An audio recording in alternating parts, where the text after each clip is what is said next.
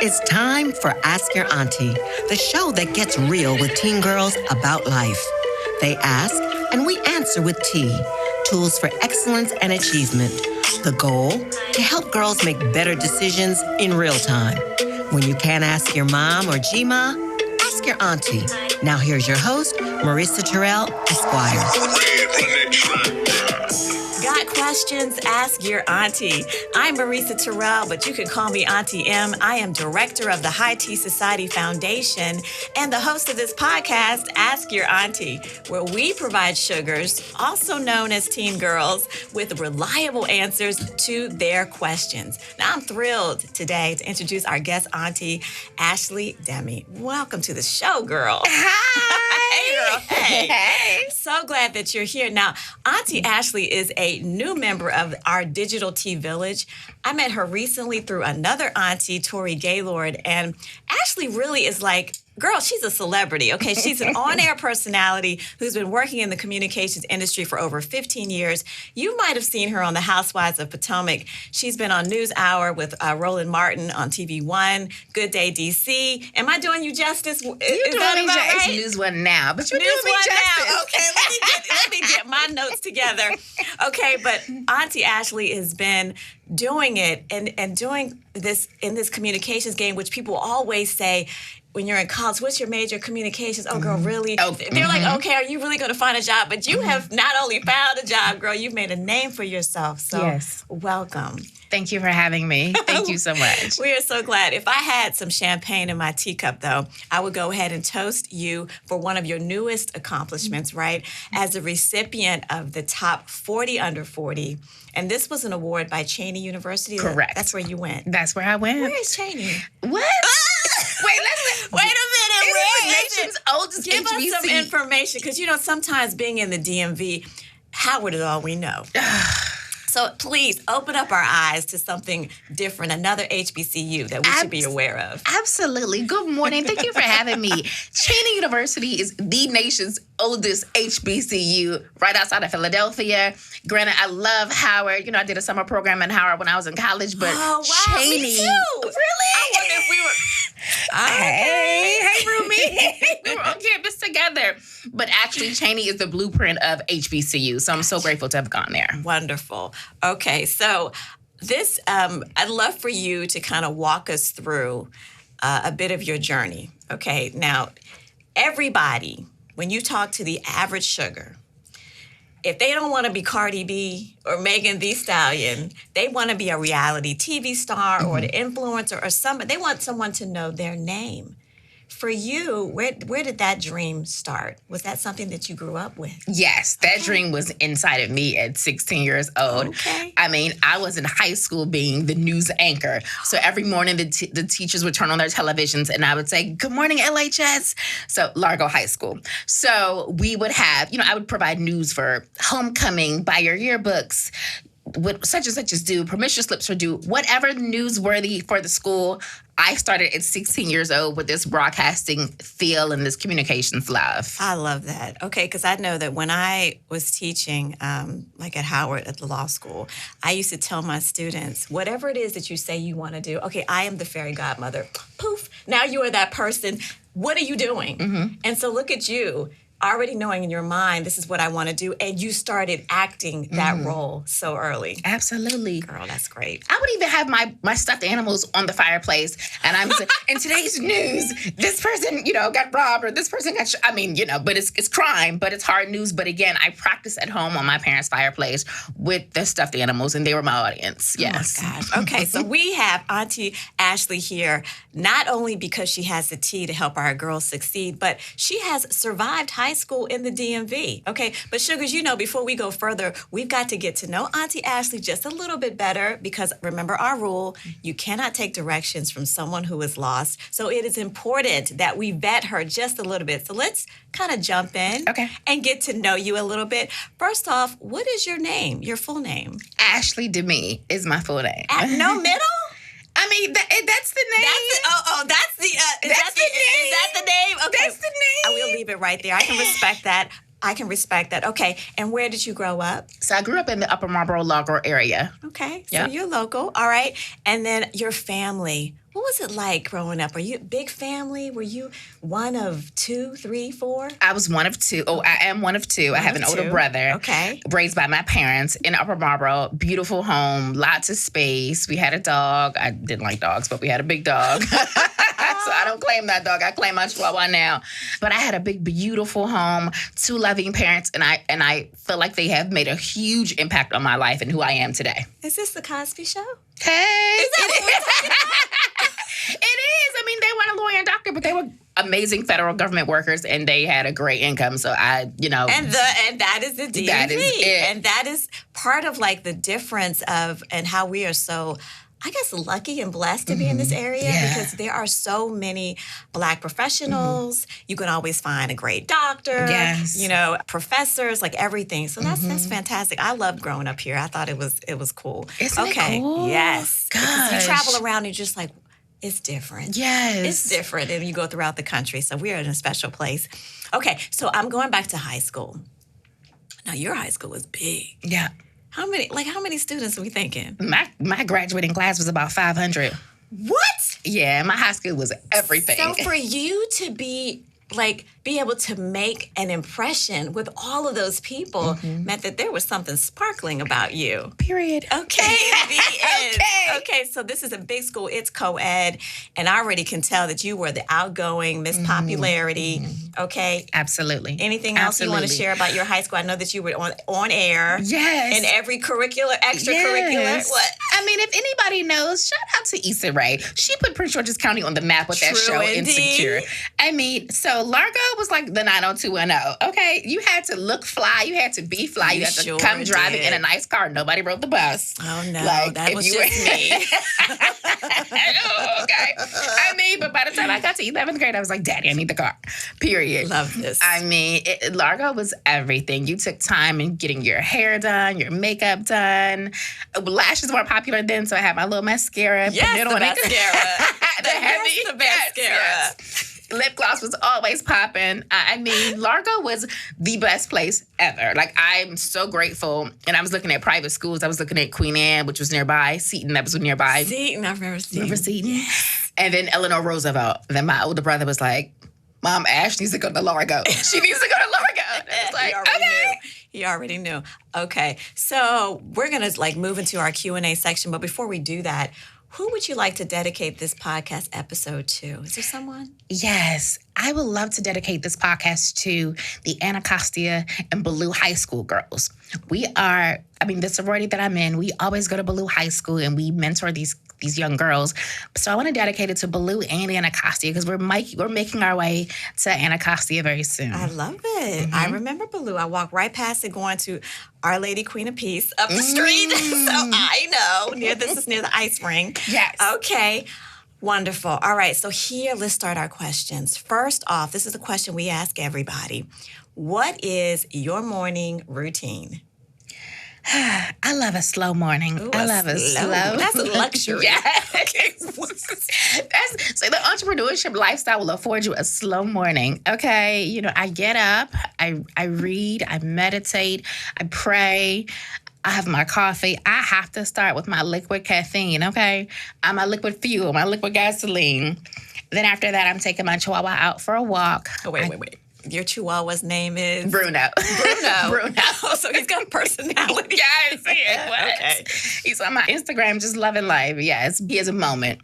I take him out for a walk. I come back. I drink a gallon of water. I probably should reverse that and have water first, but I love my caffeine. But I definitely add water into my morning regimen every day, at least 8 ounces. Okay. It's very imperative that I make sure to nourish my body and stay hydrated. Yeah. After that, I turn on my laptop and I get moving. I'm checking emails. I'm seeing what's going on in the world. I'm looking at the news. I'm turning the television on. I am just kind of soaking up what's going on in the world because, again, I'm a news girl, so I got to see what's going on in society. Okay. Now, I heard you mention coffee, but how do you take your tea? Oh. Because people, sometimes have a little ritual with tea. What's it like for you? So I have my tea at night. Oh. Yes. Okay. It's a calming, it's like a turmeric tea, like a golden milk kind of color. And I love it. I have it every night. And turmeric is good for the body. Tea is nurturing and soothing. So that's like my wind down bedtime regimen. And I love it. And how do I have it? Turmeric, cream, and oat milk. Lovely.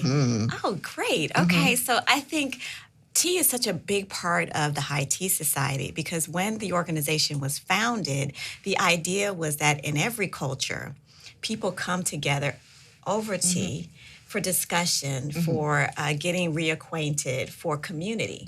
And so we thought, what better way than to infuse that into this program because we want our girls to have a safe space so that they can come and sort of take the personas off, the hardness that we sometimes put on as a protective shell and be themselves. So I love that you have added that ritual into your day. All right, let's get into it. Okay. This is our question from our sugars. Okay. Do I need college to be a reality star? Girl. Everybody, you all ask that question so much, and I feel like college is necessary for society. It's not just a reality star. I look at those who have gone to college and become a reality star and those who have not and become a reality star. So is it needed? Quote, needed? Would you die if you don't have it? No. But is it necessary? Yes. It is so necessary because when you get these contracts from, and I won't name these stations, girls, when you get these contracts from these big, huge companies, you want to be able to read and interpret it. You want to be able to know, hey, maybe I should get a lawyer, an entertainment lawyer.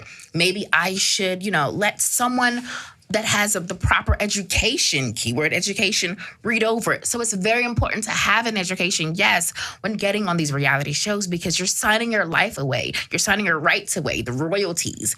You didn't going to college will help you understand what a royalty is. So it's very important to be educated before you hop into reality TV. It's not all glitz and glam. I'm telling you, my friends I have friends that are like, why did I do this differently? And I have some friends who are cruising, they're sailing, they're getting the big brands, they're getting the endorsements because they understood the importance of education and intelligence before getting on national television. It's really important because what we know about education, and this goes to college, but also just expanding your mind with different experiences and books and just exposure, is that now expands your conversation. Absolutely. And now you can relate to other people, not feel intimidated when they start talking about all the places they've gone and all the things that they've done. And you be like, well, I've done those too. You might have done it vicariously through another author or something, but you need to be able to have those experiences, right? Yes. And the thing that you said about being able to read your contract, girl, that's why I went to law school. Girl. I wanted to be a professional singer. And I was like, I'm going to law school because I want to be able to read my contracts. Wow. Those reality show contracts, Girl. baby, they typically have these clauses in there where they're saying, we have final say on how we're going to cut and edit this. And so you might go in there thinking you want to be seen as the glamazon, the fashionista, and they in their mind are like, no, you're going to be, we're going to cast you as the one who has no money, the one who's struggling, whatever. And they just cut it up to make it seem that way. And you gave them permission because you didn't read your contract. Because you didn't negotiate anything else. So college is helpful. But we know that sometimes it's hard to get there. So maybe take your time. Maybe you're going to community college. You're doing a couple of courses at a time. The point is exposure, expanding. But Sugars, if you study in high school and you are in tune with your guidance counselors and the administration, they will help you get there. So it's not that hard. You with some money. That part. It's not hard when you have help. That's right. Because a lot of us, we see the stars, we see this lifestyle, we covet it because we feel like it's got some perks and all this kind of stuff. It does. But you need to be educated so you can be able to navigate the ups and the downs and the in-between times, right? Okay. All right. We're going to stay on the celebrity vibe right now. Okay, here's another question. Okay. Now, I love this one because this has actually got me in mind, and maybe you too. Should I catch a ride from a celebrity? Now, we're talking about maybe getting into somebody's car. You see somebody fly. You might not know much about them, but you know they're a celebrity. What do you think? Guilty. Guilty. Wait a minute. Yes, girl. Close to home. Okay. Yes. And when I was in college, I hopped in. So, no, you had amazing R&B singers, right? You had Donnell Jones back then. You had Genuine. You had Usher. Oh, yeah. I ended up going to a 7-Eleven store in like New Jersey. I was leaving another college party and I saw Jaheim. You would have thought I saw Michael Jackson. Child, he was pretty. He was pretty back then. I mean, this was girlies. This was like early 2000s, maybe like 2004, 2005. He was at the 7-Eleven. He pulled up in this beautiful, I'm a luxury girl, this beautiful white SLK Mercedes-Benz. Okay. 2 doors, 4 seats. And I was like, I'm getting in. So I left the wherever he's going, I'm going. So my sorority sisters were like, Ash, what's going on? Where are you going? I said, well, let me just get inside the car. Yeah, these luxury seats, perforated seats where like the air conditioning and the heat comes up from the seat. Like life is so much better in a luxury vehicle. I was like, oh, he has leather seats too. I had a whole moment. Needless to say, I did not go with him because my sorority sisters kind of woke me up, right? This is just a normal guy from Jersey of all places, like no shade, but the Trenton, the Camden, when you experience college and you leave home, you see everybody is not like the people that you went to high school with. So these men have different motives. I mean, yeah, he could sing, but where's he now? I think he's in jail. So, these people may not be the best for you, but girl, I had my celebrity moments. It's very seductive, yeah. This celebrity life. I mean, but there are so many risks. Mm-hmm. So part of what we hope through these conversations is that we are showing our sugars that, yeah, you actually have an opportunity to make real choices. Yes. But these choices actually can impact your life. Because how many young women have gotten in the car, and sometimes it ends up fine. They get either rescued or they end up navigating out. But sometimes the trauma of the experience impacts them for a long time afterwards, even if they can survive what happened, right? Everybody doesn't always have the best things for us in mind, I guess. That's not really eloquently said, but we're thinking about that. And I think it's part of, we think about these days what's going on with Diddy. Girl. Bill Cosby. Yes. Like Harvey Weinstein, Jeffrey Epstein. Yes. All these people, the girls, I'm sure, didn't say, yes, I want to do this. I want to sign up for this life. But it's something that they think that they want. Yes. And so the carrot is the beautiful car, the luxury handbag, the weekend in Miami. The tall, the cornrows, they were so the gorgeous popular. guy. Or like, what do y'all call? Y'all don't use gorgeous right now. Was he fly or he's like... I say fire. He's fine, whatever. He's fire. But like the guy that's like, seems like he has everything that you had on your wall of what you wanted a boyfriend to be. Many times older than you, yes. And so there's risk that you have to assess. At the very least, have some money in your pocket. Because in case you got to jump out the car, right? You also have to understand that sometimes they will take your phone. Okay, so then there's that. What are you going to do? What are you going to do? Do you have any numbers memorized? Okay, yeah. Because these are things that you kind of got to think about. You don't want to think about them in the moment. My hope is that our sugars don't ever get into that opportunity, have that happen to them. But I think all of us have those cautionary tales. My advice is to actually go with someone. So thankfully, 2 friends and sorority sisters were with me at the 7-Eleven. Yes. Because and they were willing to intervene. Girl, they saved me because they were like, Ashley, because I got in the car. Like, where are you going? Right. I said, well, I just want to go for a spin. They're like, no. And I spin, and it's 10 o'clock at night. They said, no, Ashley, get out the car. Like, they literally had to pull me out of the car. But where would I have been if they weren't there? So imagine, never go alone. Have at least 1 to 2 friends with you at all times. At all times. And then being mindful of like smoking and drinking. If you add that to the mix, now all of a sudden you're not as sharp and thinking as clearly. There's got to be a designated somebody amongst the group. I happen to always be the designated person. too. Oh, God. First of all, because I had no tolerance. I could one and done as me. So I was always the one, okay, girls, let's go. That was me till I saw y'all eat. So we are, okay, so I was that person, and I was like rounding people up. Okay, this party, we are rolling right now. Let's wear so-and-so, wear so-and-so. Yeah, that was me. I'm holding purses like, you ready to go? That's right, because we were all, under my care, we were all going to get back to the wherever, and then after that is you on your own. You know what I'm saying? But we're going to get out of this situation. So anyway, I hope that these answers that we've provided can showcase a little bit of what you might want to think about when you're faced with that. Okay. And it's okay to have a bad time because, like you said, I'm the girl who's always like, let's go, guys. The party's over. But when I saw Jaheim, everybody's got their moment. I was like, oh, my God. My girlfriends looked at me like, oh, wow.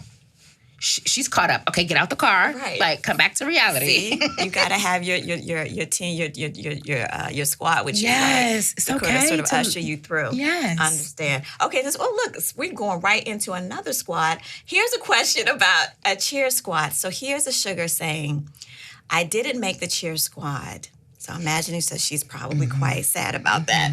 What do I do now? You know, it's one thing when you try out, and typically you don't try out with just you. It's your girls. You doing it together. And what if you the only one out of the other three, there's three of y'all, you the only one that didn't make it? How do you handle that? Try out for something else. Like now go for homecoming queen or homecoming court or go for something else. That was I tried out for the cheerleading squad. I have 2 left feet, so that didn't work out. So I was like, you know what? I'm going to run for I'm going to try to get on SGA. I'm going to do homecoming court.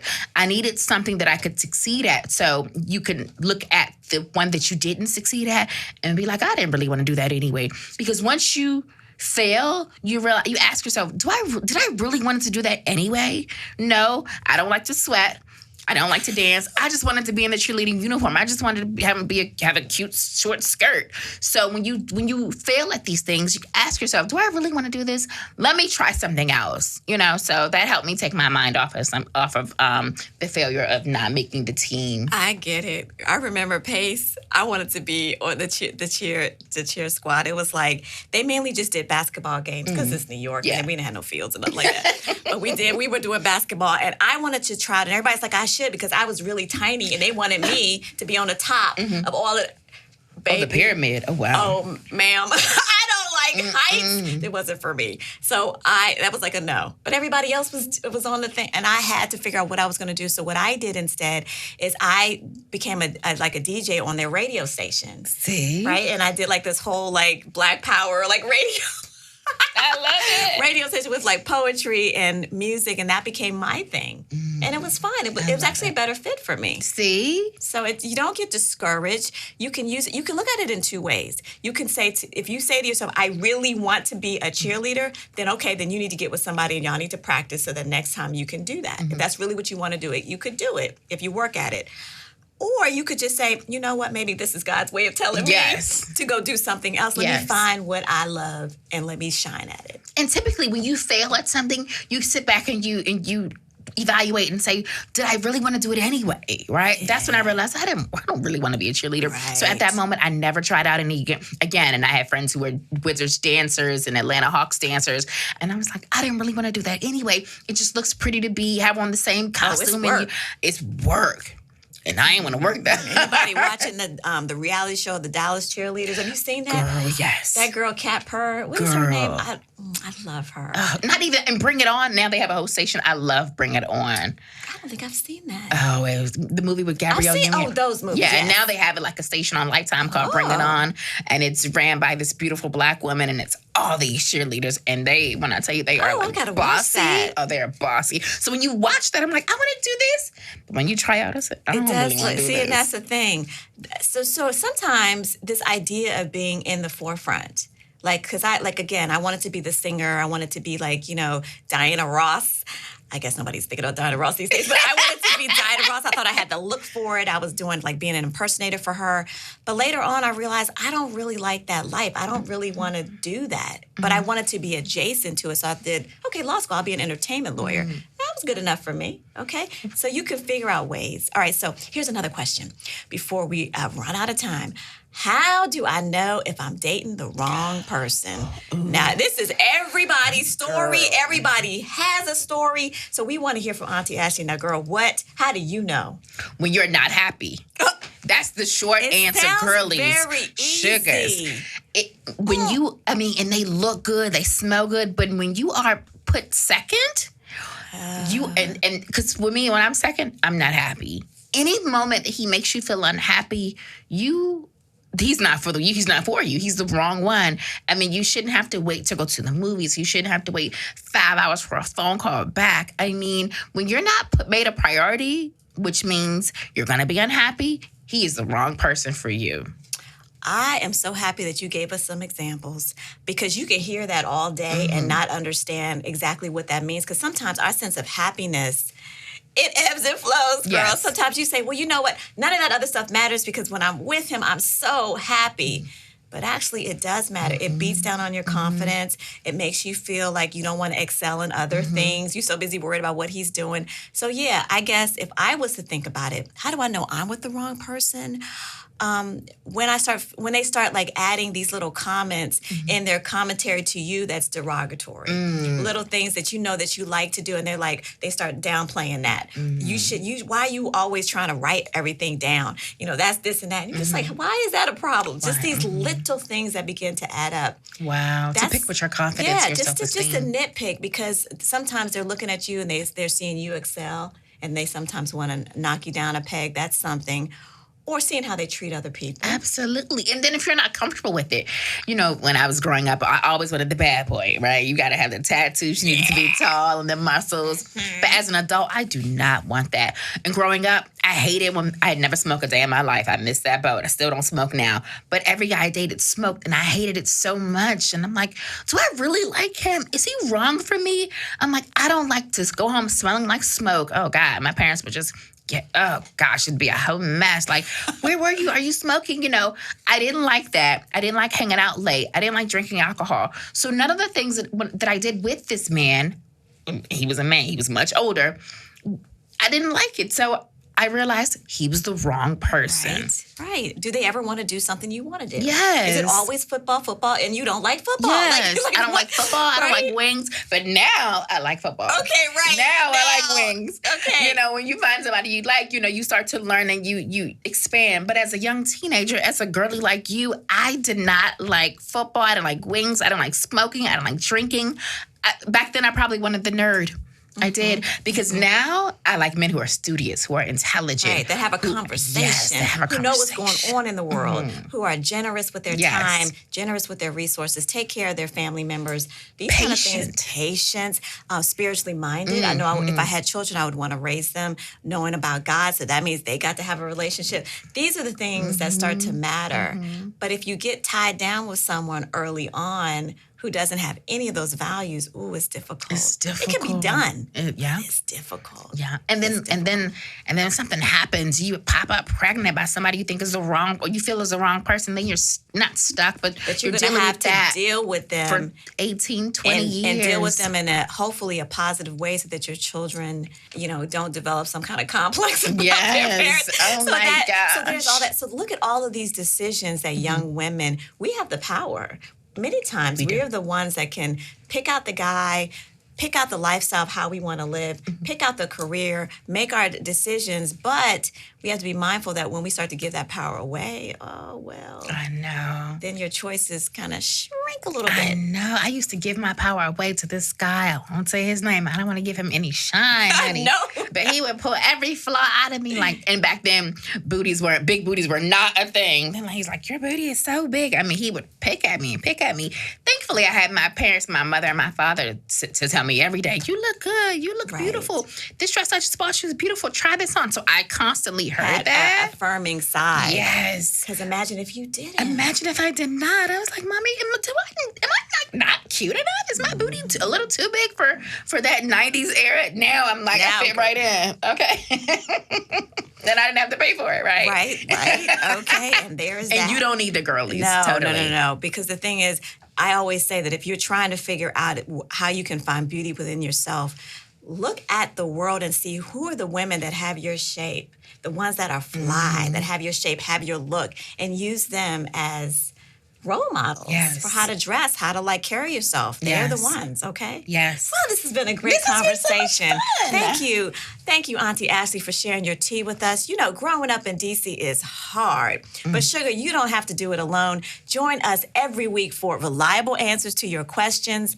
I'm Auntie M. I'm director of the High Tea Society, and you can contact us via IG at High Tea Society INC or by email. Send us an email to hello@highteasociety.org. And guess what? If you want to donate, we love that. Go ahead and text Purple Tea, one word, to 44321. We have the tea to help girls succeed, tools for excellence and achievement.